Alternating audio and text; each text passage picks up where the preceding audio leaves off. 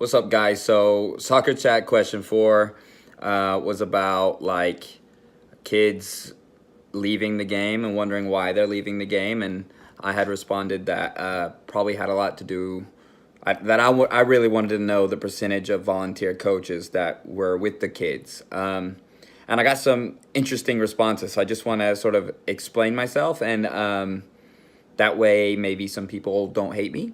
Uh, anyway, some people were mad that I mentioned the word volunteer because volunteering is someone giving their time, and that doesn't necessarily mean that they're bad coaches. And you're right. However, a lot of volunteers don't know what they're doing.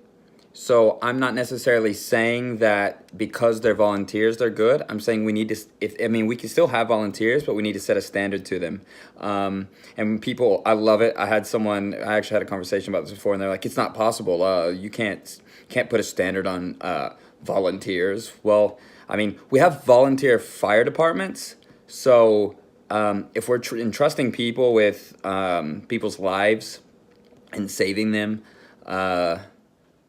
I mean, if you're trying to tell me they don't have any training, then I'm not okay with volunteer fire departments, but I'm assuming that most of them have training.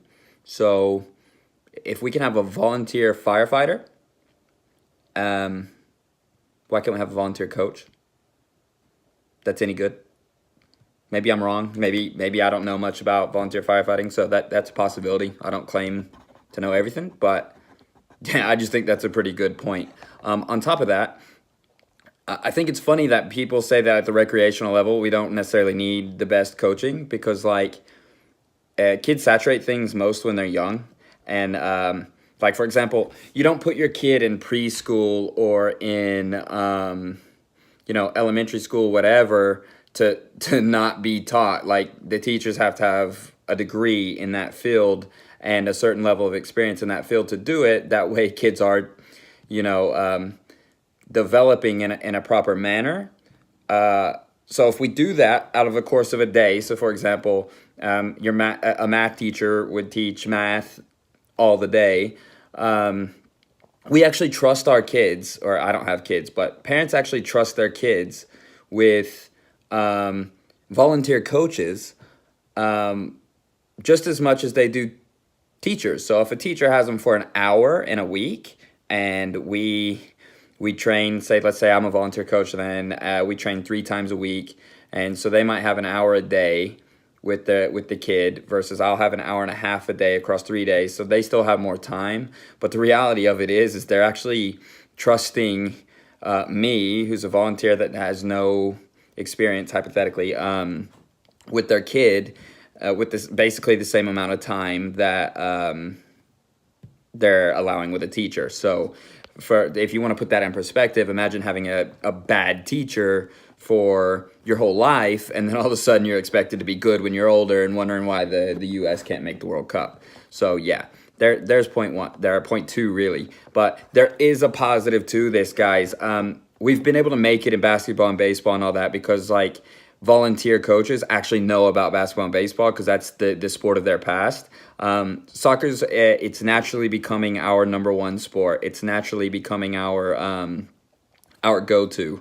So with that said, now that parents are playing it or have played it and are actually going and trying to understand the game more, one, our culture gradually develops and we get better because one, parents had played it. So like in the future, when those kids are there, the volunteers are similar to baseball and softball volunteer coaches because the parents actually played it. There's a massive difference between the parents actually playing it and having no background in it at all. So gradually in the US, our shift is happening. So in time, regardless of our coaching education, we're going to get better because we're going to have better coaching, and because it's the fastest growing sport in our country, that means we lead to more athletes. We're a massive country. The more athletes, the better coaching.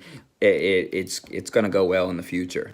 So those of you that are laughing at Americans, you give us our time. That's all I've really got. I'm not dissing volunteers. As a matter of fact, I love volunteers. I'm just saying we should challenge them to be a little bit better. We should want to educate them. Maybe don't make our coaching education so freaking expensive so it's not so bad for a volunteer to go actually get some education, because like I could literally take 4 collegiate level classes at the price of, say, a C license, which is, I mean, we only have the 8v8, the 11, or the whatever it is, the 11v11, and then you have a D license now, and then you're into a C, which a C license most coaches don't have. So with that said, you could, I mean, it's so expensive that you're better off going and getting some college courses done, because it's going to apply to your life, unless you're really going into coaching, which takes us off the topic. So I better stop now because I can ramble forever. I don't know why, but some of those responses really got me riled up. I'm never dissing. I'm never looking to diss anyone. I'm never looking to diss volunteers, but I'm always looking to better what we already have. So that's all I got. Anyways, I'm out. I need to eat.